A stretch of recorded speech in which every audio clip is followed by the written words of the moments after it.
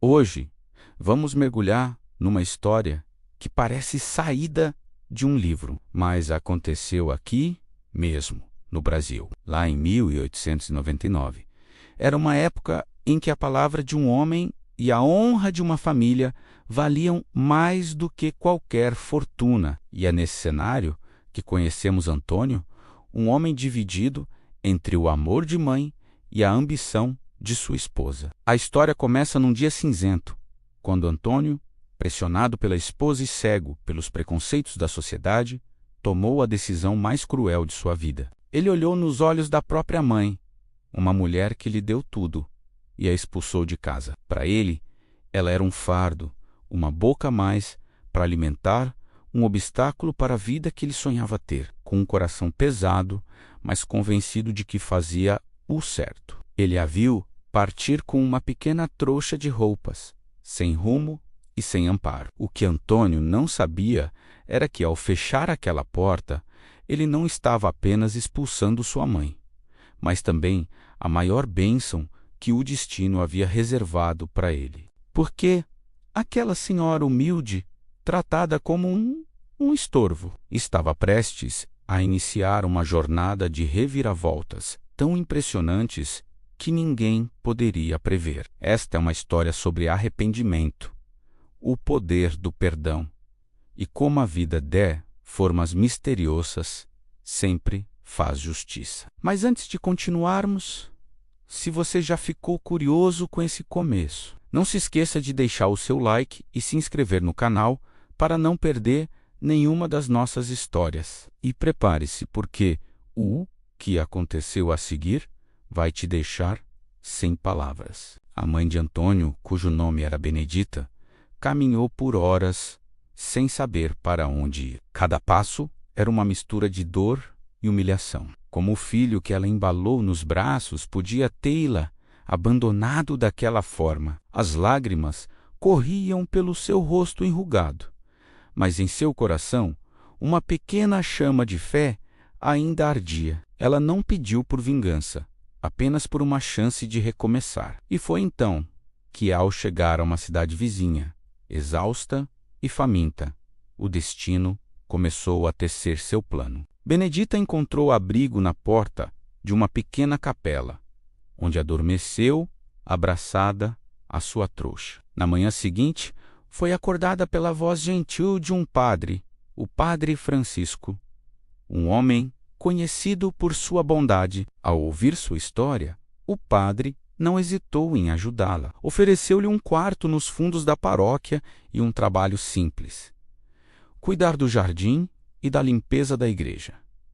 Para Benedita, aquele gesto era um milagre. Ela se dedicou ao trabalho com toda a sua alma. Suas mãos, que antes cuidavam do filho, agora cuidavam das flores.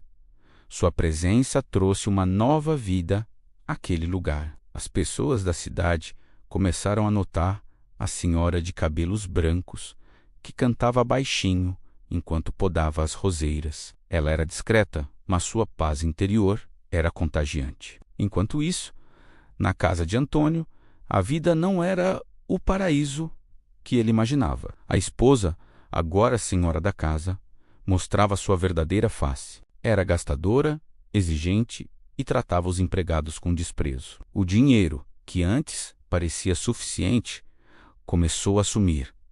Antônio trabalhava cada vez mais, mas as dívidas só aumentavam. A alegria e a paz que um dia existiram naquela casa desapareceram junto com sua mãe. Ele sentia um vazio no peito, uma culpa que o corroía por dentro, mas seu orgulho o impedia de admitir o erro. De volta à vida de Benedita, algo extraordinário estava prestes a acontecer. Certo dia, enquanto cuidava do jardim, ela notou uma parte do terreno atrás da capela que parecia diferente. A terra era mais fofa e as plantas ali não cresciam direito. Movida pela curiosidade, ela começou a cavar com suas ferramentas de jardinagem.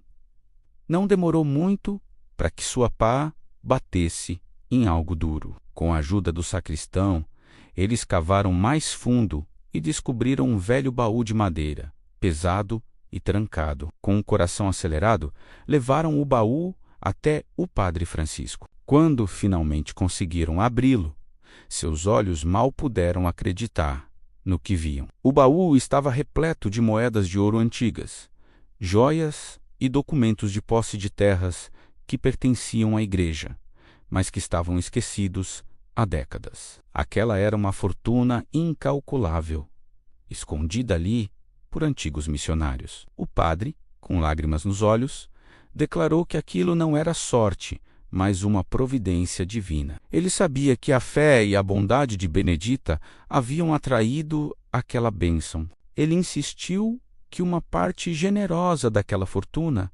pertencia a ela, como recompensa por sua devoção e por ter sido o instrumento de Deus para aquela descoberta. Benedita, humilde como sempre, a princípio recusou. Ela só queria um teto e um pouco de paz. Mas o padre a convenceu de que aquele dinheiro era uma chance de construir uma nova vida e ajudar outras pessoas. Com sua nova condição, ela não se tornou arrogante. Pelo contrário, usou os recursos para fundar um pequeno asilo, um lugar para acolher outros idosos que, como ela, haviam sido abandonados pela própria família. Sua história se espalhou e Dona Benedita, a jardineira, tornou-se uma figura respeitada e amada por todos na região. Enquanto Benedita florescia, a vida de Antônio desmoronava.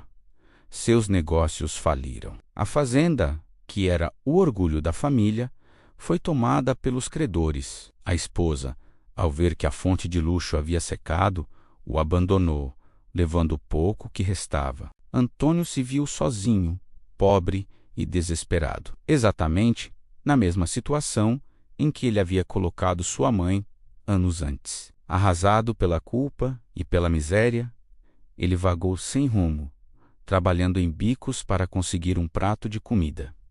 O tempo passou. Anos se foram, Antônio envelheceu, o corpo cansado e a alma ferida pelo arrependimento. Um dia, doente e sem ter para onde ir, ele ouviu falar de um asilo em uma cidade próxima, um lugar famoso por acolher os desamparados com muito carinho. Era sua única esperança. Com suas últimas forças, ele caminhou até lá. Ao chegar, foi recebido por uma enfermeira gentil que o levou para dentro. O lugar era limpo, acolhedor e cheio de paz. Enquanto esperava, ele viu uma senhora de cabelos brancos, elegantemente vestida, caminhando pelo pátio, conversando com os outros moradores com um sorriso doce no rosto. Havia algo familiar nela.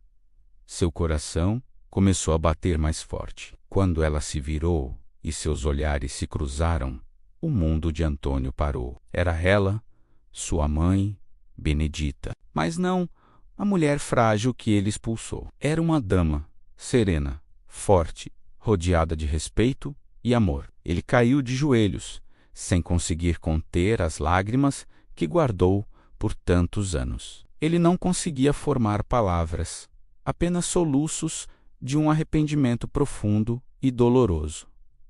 Benedita se aproximou lentamente. Seu rosto não mostrava raiva, nem desprezo. Havia apenas uma profunda tristeza ao ver o estado do filho. Ela o reconheceu no mesmo instante. Aquele homem quebrado à sua frente era o mesmo menino que ela um dia amou mais que tudo no mundo. Ela se ajoelhou ao lado dele e com a mesma mão que um dia o acariciou, tocou seu rosto. "Meu filho", ela disse com a voz embargada. Naquele momento, todo o orgulho de Antônio se desfez. Ele pediu perdão repetidamente, confessando o quão tolo e cruel havia sido. Contou sobre sua ruína, sua solidão, sua culpa. Benedita apenas o ouviu em silêncio, deixando que ele esvaziasse seu coração de toda a amargura. Quando ele terminou,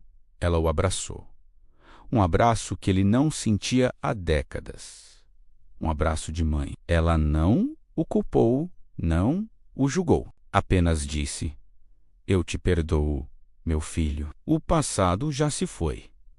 Agora você está em casa. Antônio foi acolhido no asilo fundado pela mãe que ele abandonou. Ele passou seus últimos anos de vida sob os cuidados dela, tentando, a cada dia, compensar com pequenos gestos de carinho todo o mal que havia causado. Ele viu de perto a obra de sua mãe, o bem que ela espalhava, e entendeu que a verdadeira riqueza nunca esteve no dinheiro ou nas posses, mas sim no amor e no perdão.